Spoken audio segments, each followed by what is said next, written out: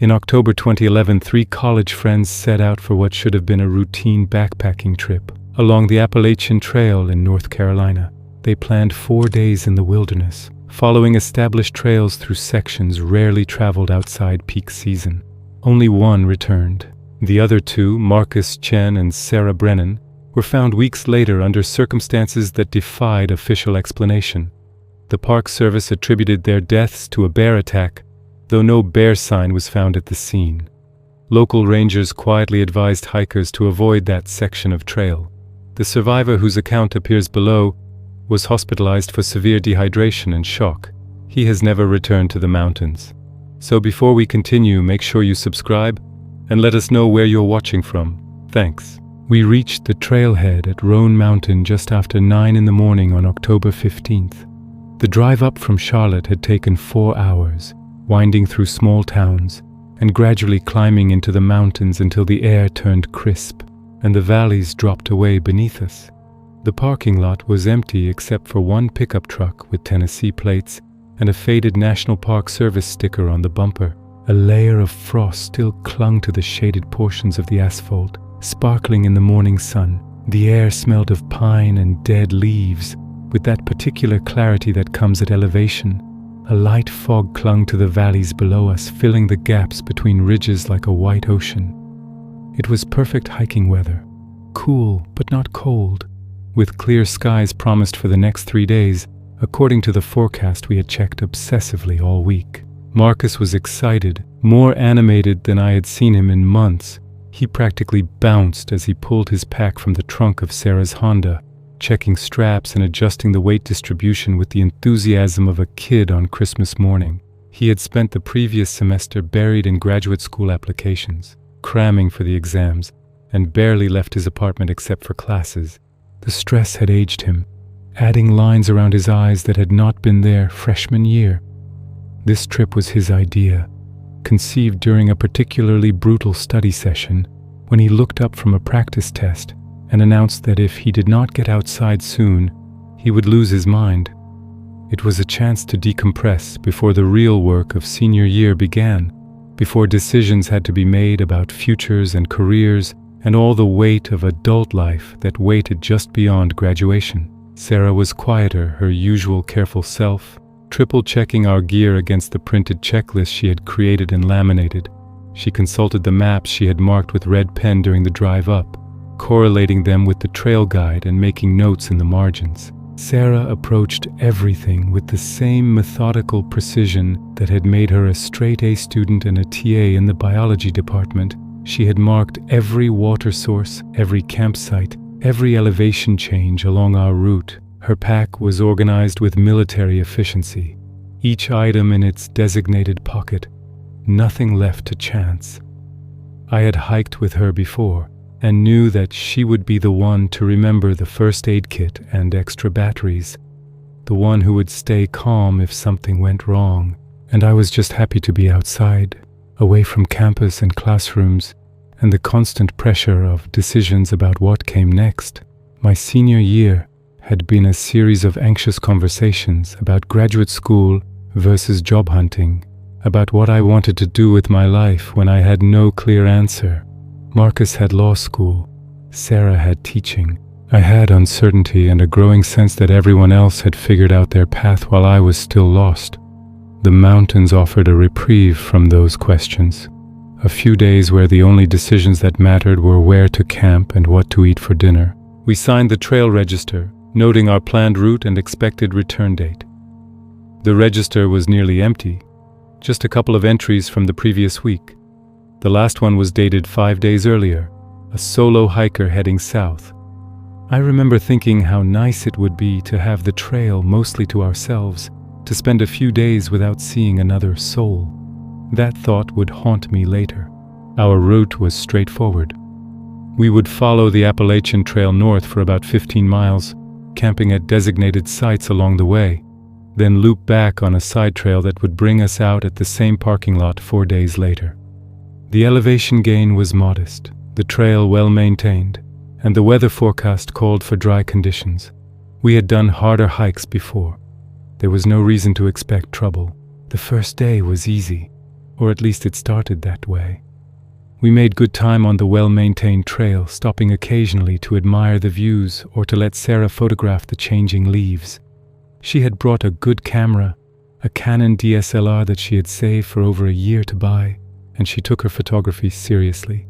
She would stop to capture the way light filtered through the canopy, or the pattern of moss on a boulder, or the sweep of a valley opening up below us. Marcus and I learned to be patient during these stops, to appreciate the way she saw beauty in details we might have walked past without noticing. The forest was beautiful in that particular way October brings to the Appalachian mountains, all gold and red and orange against the dark green of the evergreens. The maples had turned brilliant crimson, the oaks were rust and bronze, and the birches glowed yellow against the shadowed hillsides. The trail wound through groves of trees so vivid they seemed to burn with internal fire. Every turn revealed new combinations of color, new vistas that made us stop and stare and wonder how anything could be so perfectly beautiful. We passed a few day hikers coming down from Roan High Bluff around mid-morning, families with small children and older couples with walking sticks. They all smiled and exchanged pleasantries, asking where we were headed, how far we planned to go. The trail culture of friendliness was still novel to me after years of urban life, where strangers rarely made eye contact. But by early afternoon we were alone on the trail, and the sense of isolation began to feel less like freedom and more like exposure. Marcus set the pace, his long legs eating up the distance while Sarah and I followed behind. At 6'2", he had a natural advantage on the trail, his stride covering ground that took me 2 steps to match. But he was considerate about it, pausing at the top of climbs to let us catch up, pointing out landmarks from the map. He kept up a steady stream of commentary, pointing out birds he recognized from an ornithology class he had taken sophomore year, speculating about which law schools would accept him and what his life might look like in 5 years.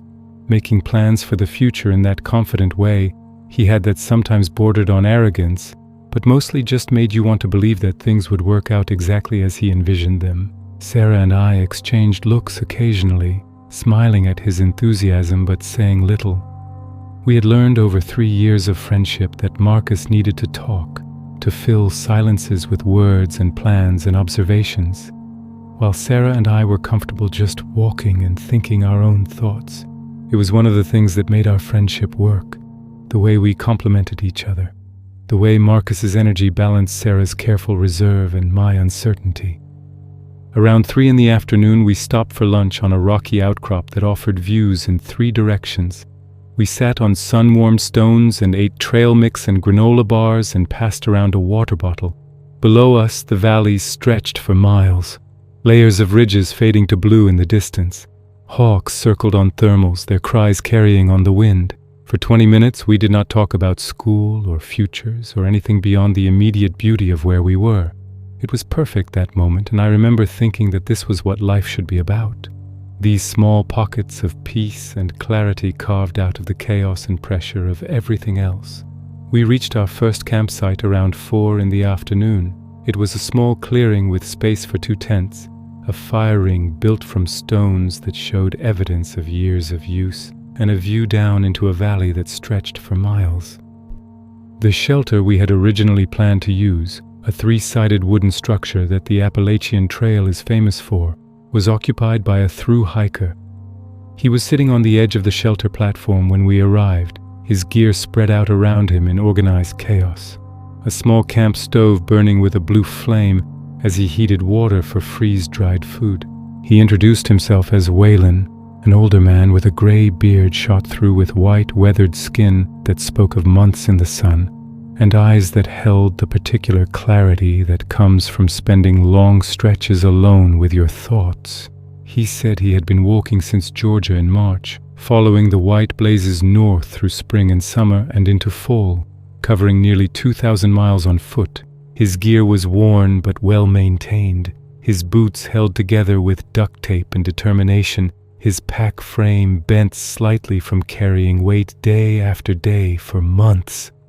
He had the lean, wiry build of someone who had burned away every unnecessary ounce of body fat, subsisting on the bare minimum of calories needed to keep walking.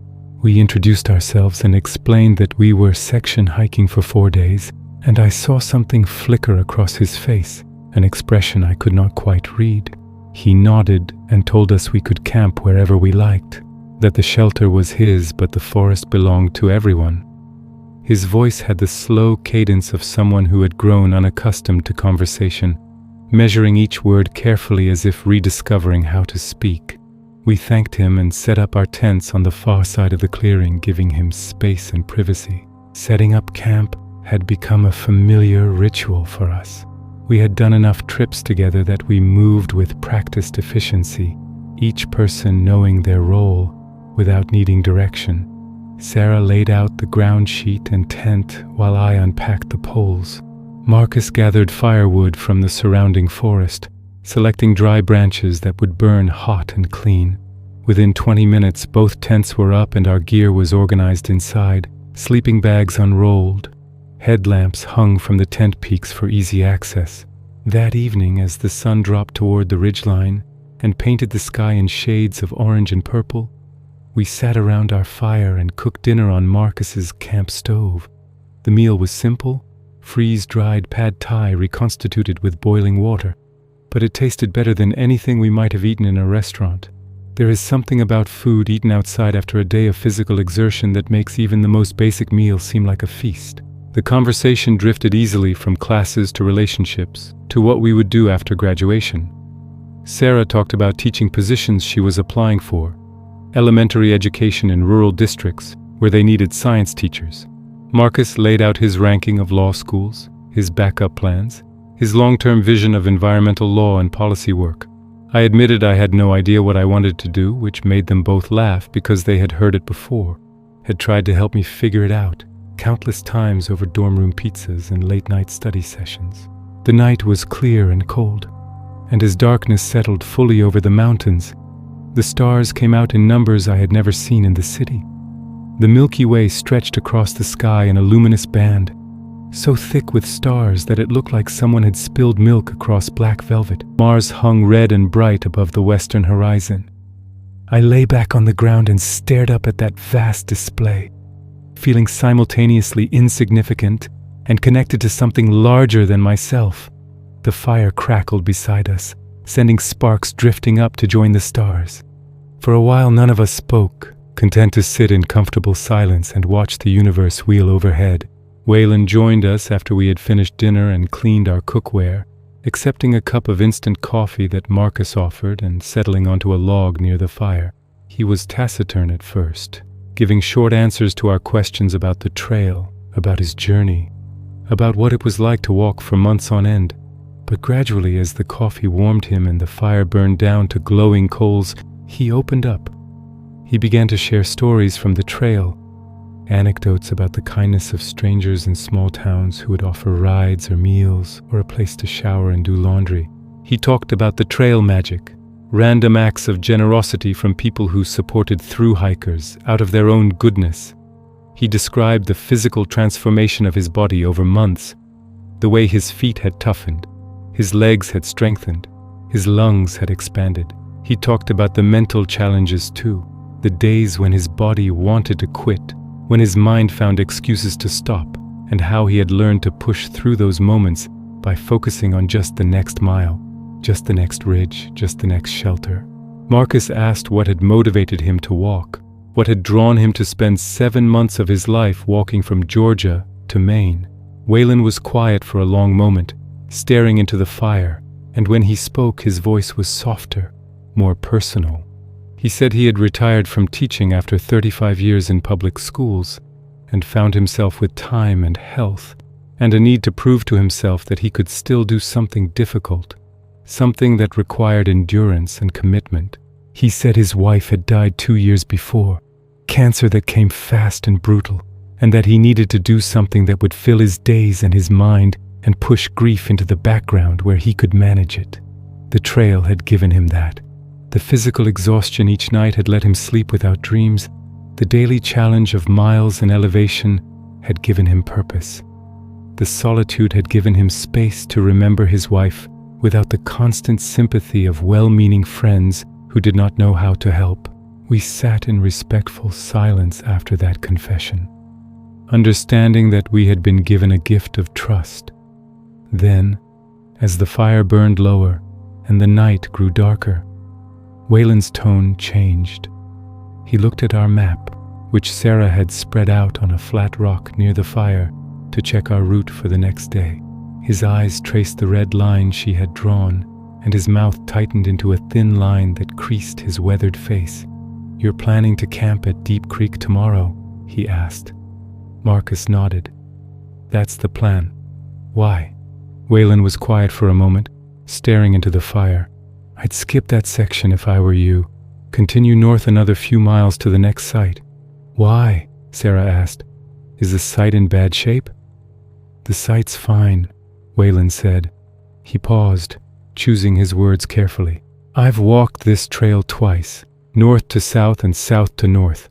I've talked to dozens of through hikers and section hikers over the years. Deep Creek has a reputation. People avoid it." Marcus laughed, but there was uncertainty in it. "A reputation for what?" "Ghost stories." Waylon did not laugh. "I don't know what it is. I only know what I've heard and what I've felt. 3 years ago I camped there. Nothing happened exactly, but I didn't sleep all night.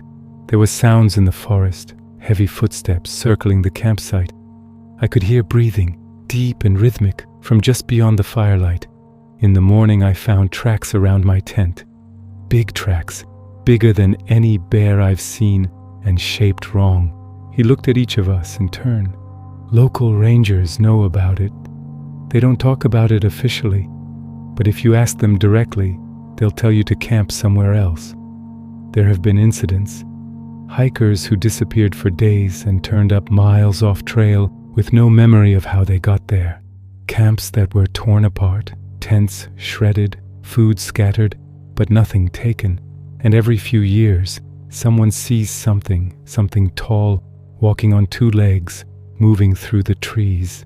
The fire crackled in the silence that followed. I felt a chill that had nothing to do with the temperature. Sarah pulled her jacket tighter and glanced toward the dark tree line. Marcus, always the skeptic, shook his head. "You're talking about Bigfoot," he said. "Come on, you don't actually believe that." Waylon shrugged. "I believe there are places in these mountains that should be left alone. Deep Creek is one of them. Whether it's an animal or something else, I can't say, but I know I won't camp there again. And I know the people who've had problems there were all like you, young and confident and sure that the forest holds no real dangers." He stood up and poured the rest of his coffee onto the ground. "It's your choice, but I'm telling you what I know. If you're smart, you'll change your plans." After he returned to the shelter, the 3 of us sat in silence for a while. Finally, Marcus broke it with a forced laugh. "Well, that was creepy. What do you think? Should we let ghost stories dictate our itinerary?" Sarah looked uncertain. He seemed serious. "And if rangers are warning people off, maybe there's something to it. Or maybe it's just local color," Marcus said. "Every rural area has its monster legend. It's a way to explain the unexplained, to give shape to the fear of wilderness. I'm not changing our plans because some guy told a campfire story." I sided with Marcus, though I felt less sure than I sounded. We had planned this trip for weeks, reserved time off from part-time jobs, coordinated schedules. Changing the route meant adding miles we had not accounted for, possibly extending the trip beyond our 4-day window. It seemed like an overreaction to what was probably just folklore. We agreed to stick with the original plan. That decision would cost 2 of us everything. The second day dawned cold and bright.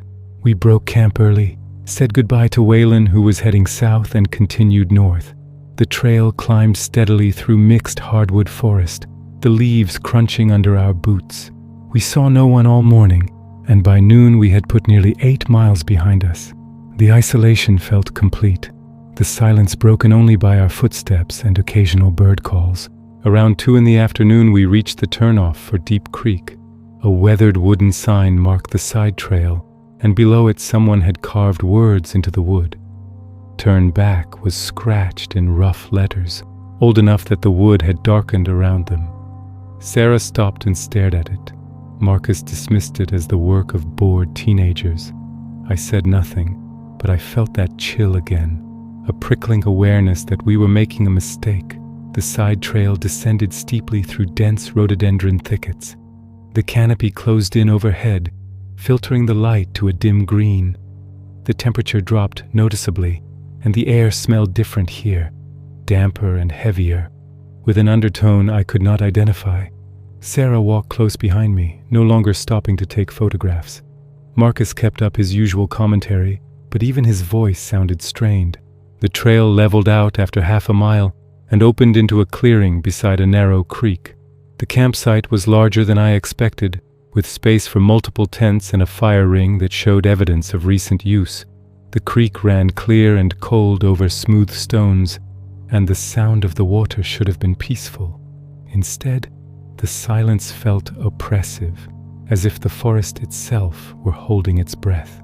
We set up our tents quickly, working with an efficiency born of discomfort rather than experience.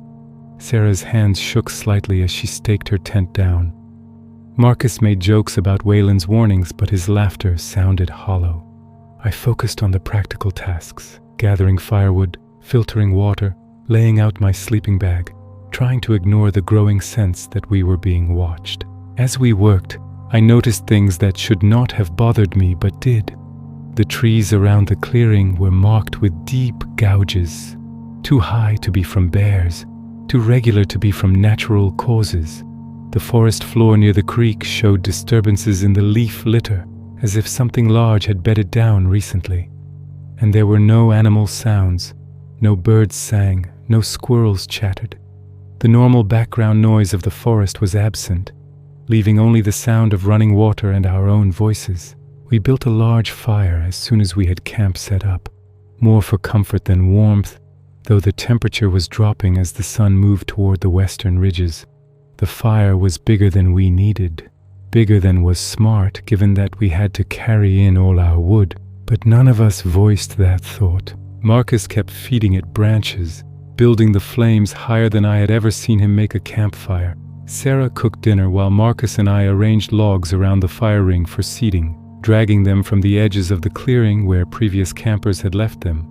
We ate quickly, barely tasting the dehydrated soup and instant rice we had prepared.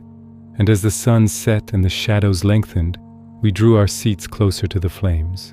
The darkness came on fast that evening, thicker than it should have been under a clear sky. I remember thinking at the time that it felt unnatural, the way the night seemed to press in from all sides. The stars that should have been visible through the gaps in the canopy did not appear. The moon, which had been a waxing gibbous the night before, was nowhere to be seen. Beyond our firelight there was nothing but absolute blackness, a void that seemed to swallow light and sound in equal measure. I checked my watch compulsively, noting that it was only 7:30 when it felt like it should have been midnight. Sarah sat with her arms wrapped around her knees, her eyes fixed on the fire.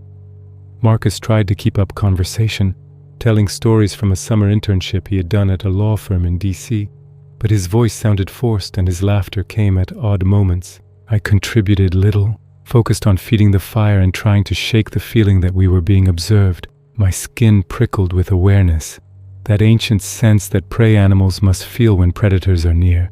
Every few minutes I would turn and scan the darkness behind me, seeing nothing but feeling certain that something was there. The first sound came around 9 o'clock. It was a snap like a thick branch breaking under weight, somewhere in the forest to the north. We all heard it and turned to look in unison, our conversation stopping mid-sentence. The darkness revealed nothing. For a long moment we sat in tense silence, listening for a follow-up sound. When it did not come, Marcus laughed nervously and said it was probably just a branch falling. That dead wood drops all the time in forests. Sarah and I did not laugh. We had both heard something deliberate in that snap, something that suggested weight and movement rather than natural decay. A few minutes later, another snap came from the west. This one was louder, closer, the sound of substantial wood breaking. Then a third from the south, completing a rough triangle around our campsite.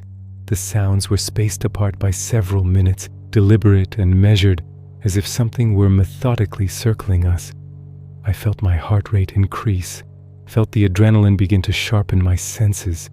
Every instinct I possessed was screaming that we were in danger, that we needed to leave. that we had made a terrible mistake camping here. "Probably deer," Marcus said, but his voice lacked any conviction. His hands were gripping his knees so tightly that his knuckles had gone white. More sounds followed over the next hour. Footfalls, heavy and measured, crunching through the leaf litter with a weight that suggested something large. They did not sound like deer, which move with a lighter step and usually travel in groups, their hooves creating a rapid patter. It did not sound like bear, which tend to shuffle and grunt, advertising their presence. These footsteps had a bipedal rhythm, a heel-toe cadence that was unmistakable once you recognized it. Something was walking on two legs, something heavy enough to make the ground beneath the leaves compress audibly, and it was circling us slowly, methodically, staying just beyond the range of our firelight. The pattern was too deliberate to be random animal movement. Whatever was out there was circling clockwise, making a complete circuit around our campsite roughly every 20 minutes. I began to track it in my mind, noting when the sounds came from the north, then the east, then the south, then the west, then back to the north again. The consistency was terrifying. This was not an animal passing through our area by chance. This was something patrolling, something marking territory, something showing us that we were surrounded and at its mercy. Sarah sat rigid, her hands gripping her knees. Marcus stood and walked to the edge of the firelight, peering into the darkness. I wanted to tell him to sit down, to stay close to the fire, but my throat had closed and I could not speak. The footsteps stopped. The silence that followed was worse than the sounds had been. I could feel something out there, watching us, evaluating us. My skin crawled with the certainty of being observed by something that did not wish us well. Then came the breathing. It was deep and rhythmic, a slow inhalation and exhalation that seemed to come from the forest itself. It was not the panting of a dog or the huff of a bear. It was measured and controlled, the breathing of something large and intelligent, something that was choosing to make itself heard. The sound moved around the clearing, matching the pattern of the footsteps, and I understood with cold clarity that whatever was out there was showing us the perimeter, marking the boundary between its territory and our small circle of firelight. "We should go," Sarah whispered. "We should pack up and hike out. Now." "It's too dark," Marcus said. His voice shook. "We'd never find the trail. We'd get lost, and then we'd be out there with it, with no fire, no light." He was right. Hiking out in complete darkness through unfamiliar forest would be suicide. We were trapped by our own poor judgment, forced to spend the night in a place we should never have come to. I fed more wood to the fire, building it as high as I dared, trying to push back the darkness even a few more feet. The breathing continued, sometimes close, sometimes distant, but always present. We sat up all night. None of us even considered sleeping. We huddled close to the fire and fed it constantly, burning through our entire supply of firewood and then scavenging more from the edge of the clearing, dashing out to grab fallen branches and rushing back to the light. Each time one of us left the firelight, the breathing grew louder, as if whatever watched us was pleased by our fear. Around 3 a.m, something threw a rock. It landed in the fire ring with a crash that sent sparks flying. A stone the size of a softball hurled with enough force to shatter on impact. We scrambled back from the fire, and in that moment of confusion we heard it clearly for the first time. A vocalization, starting low and rising to a piercing howl that echoed off the surrounding ridges. It was not human. It was not any animal I had ever heard. It was filled with rage and warning and something else, something that might have been curiosity or might have been hunger. Sarah was crying silently, tears streaming down her face. Marcus had gone pale, his jaw clenched so tight I could see the muscles standing out.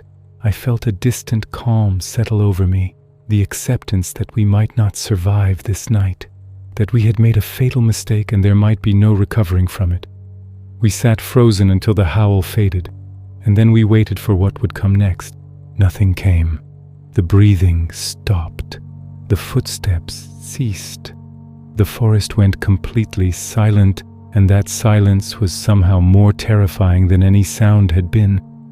We waited for dawn with every nerve strung tight, expecting at any moment to see something massive step into the firelight, to feel enormous hands close around us.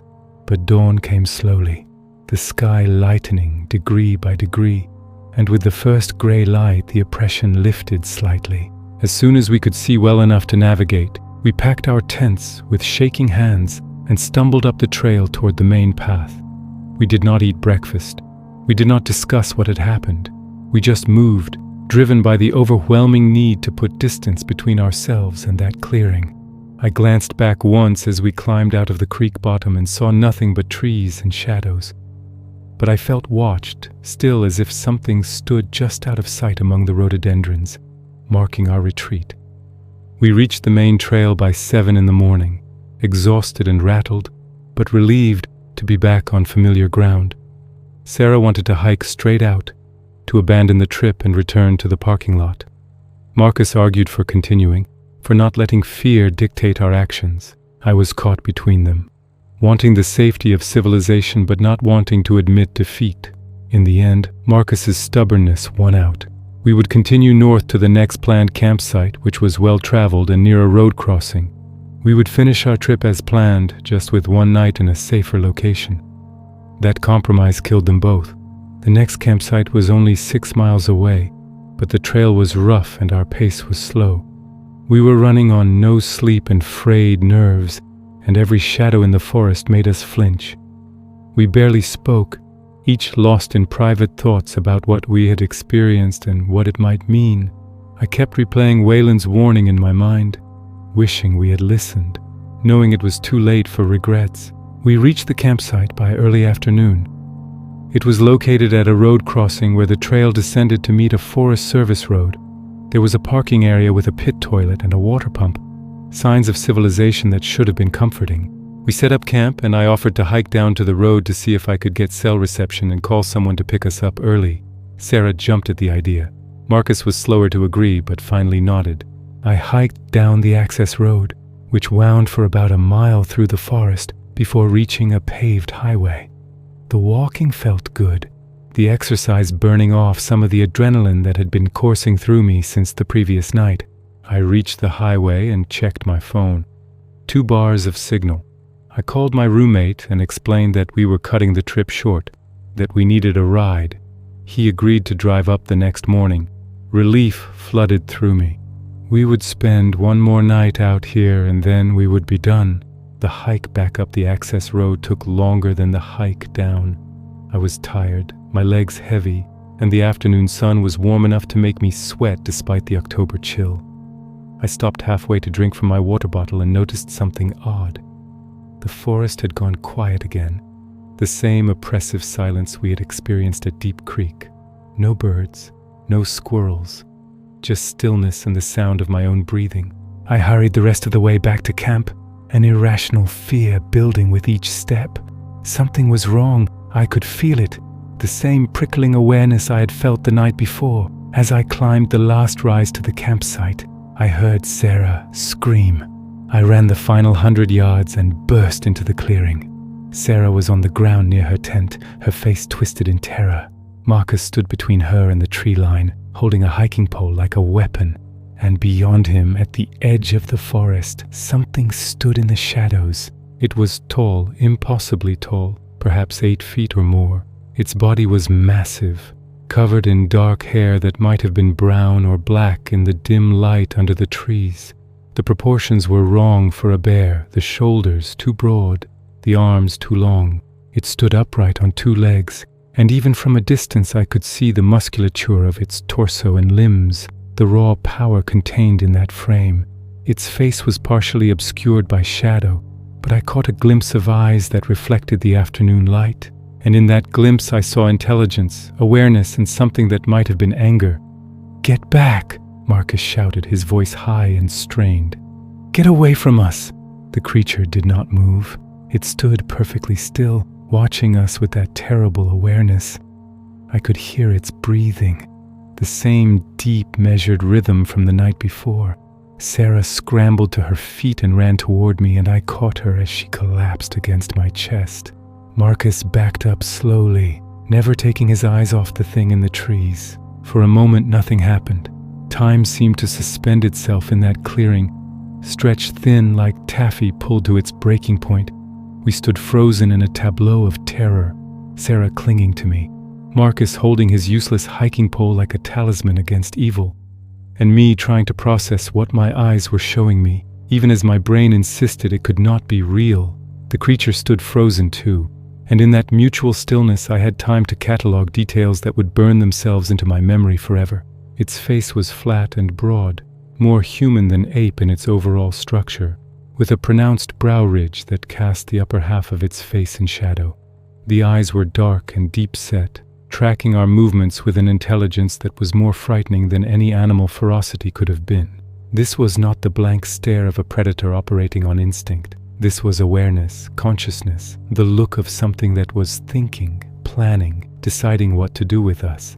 The nose was broad and flat, the nostrils large and flared as it sampled our scent. The mouth was wide, the lips thin, and even closed I could see the hint of teeth that were too large, too prominent. The hair covering its body was thick and matted in places, clearly adapted for cold mountain winters. It was darker on the head and shoulders, almost black in the shadows, while the chest and arms showed lighter brown and gray patches.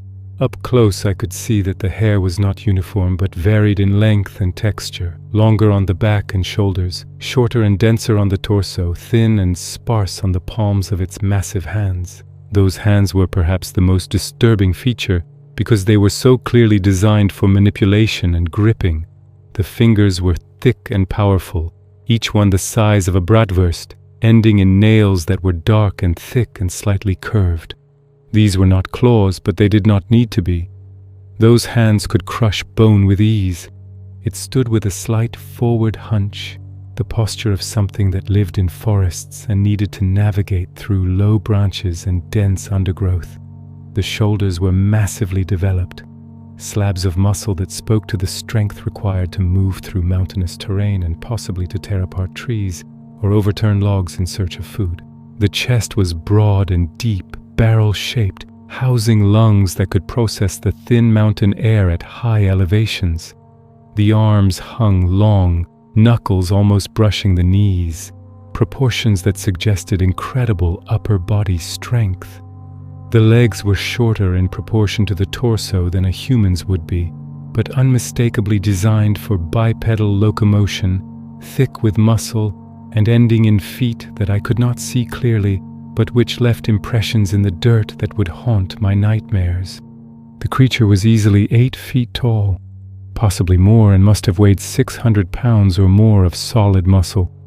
Standing in front of us in the afternoon sun, it was undeniable, material, real in a way that shattered every comfortable assumption I had ever made about what was possible in the world. I had walked past countless hiking trail photos and folklore exhibits that treated Bigfoot as a joke, as rural legend, as something that credulous people believed in because they wanted mystery in their lives. But here it was, breathing the same air I was breathing, standing on the same ground, existing in defiance of science and skepticism and every confident assertion that such things could not be real. It opened its mouth and made a sound that I felt in my chest as much as heard with my ears.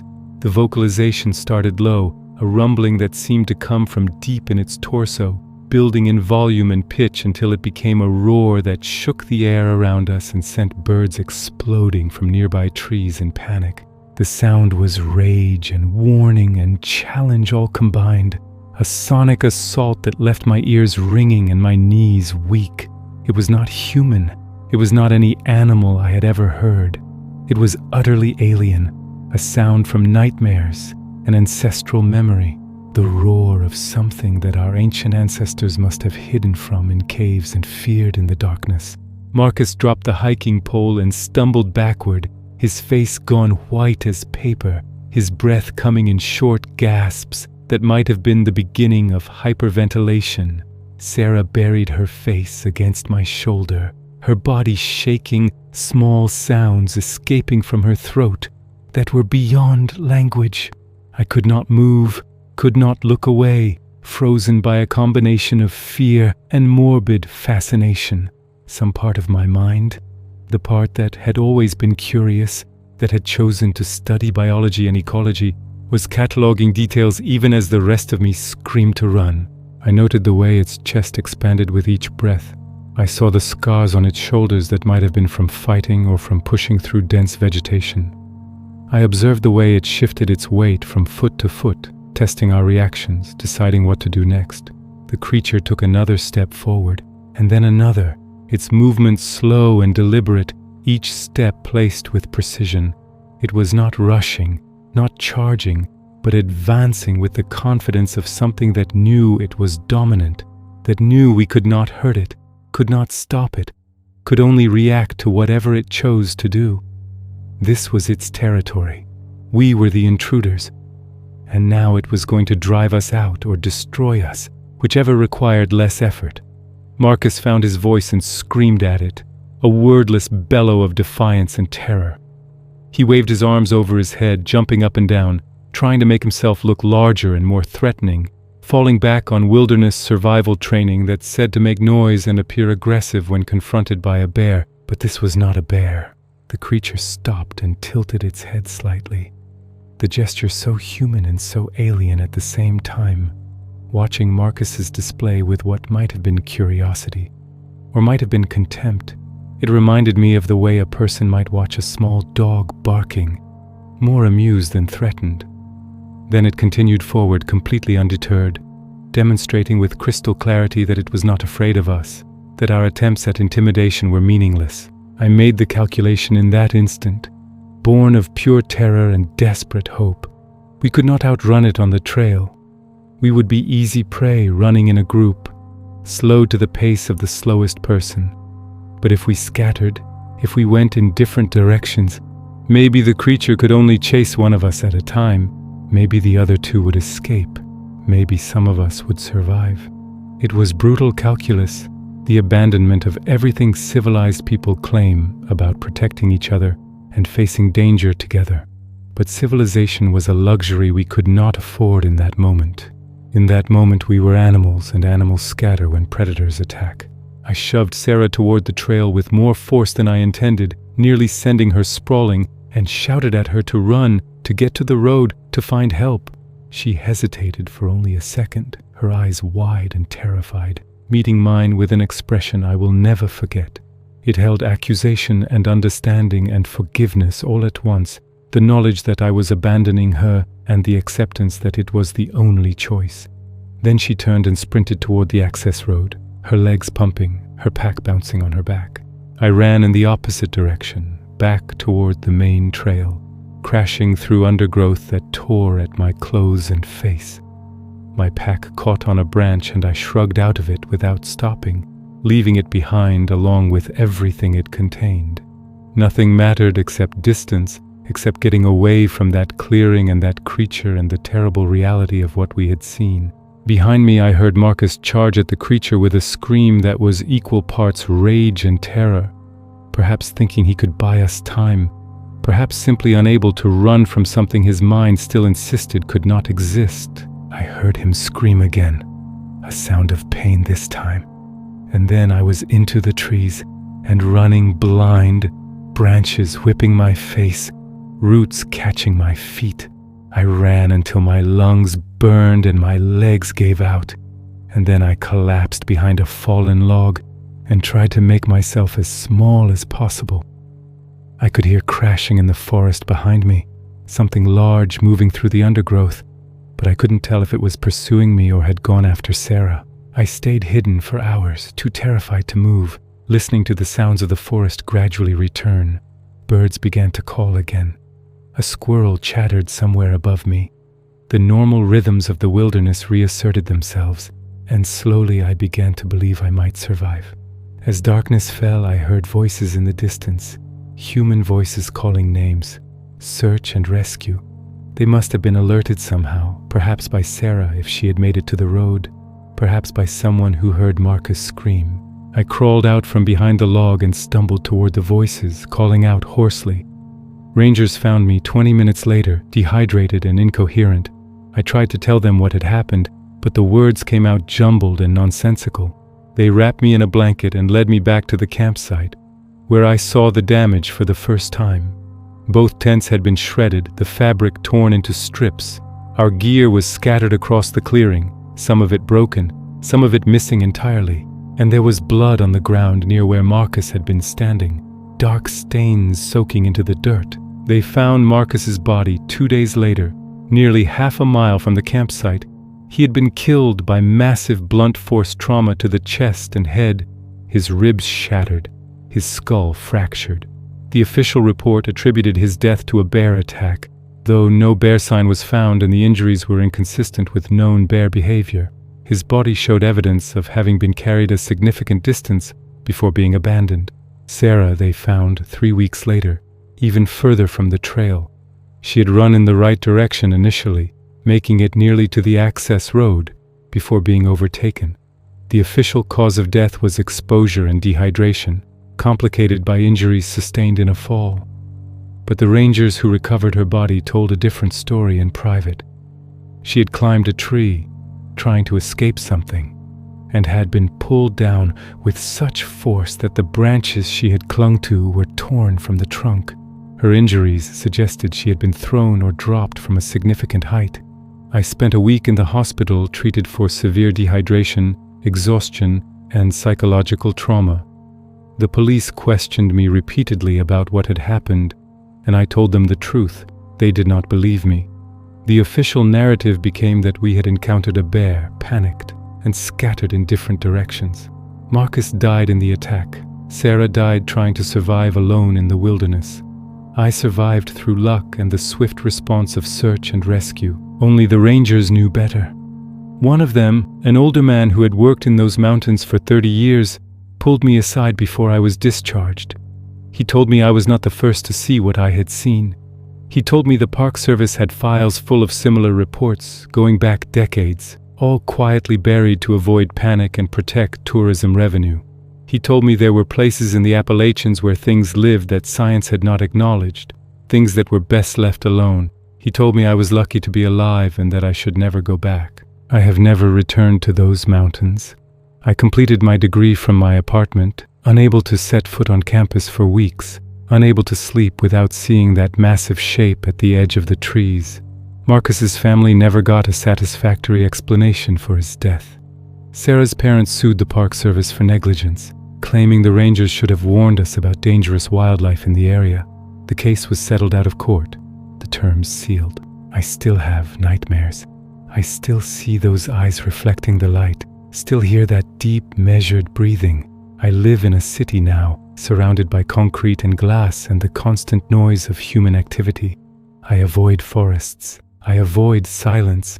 I avoid any situation where I might be alone with my thoughts and my memories of what happened in October 2011.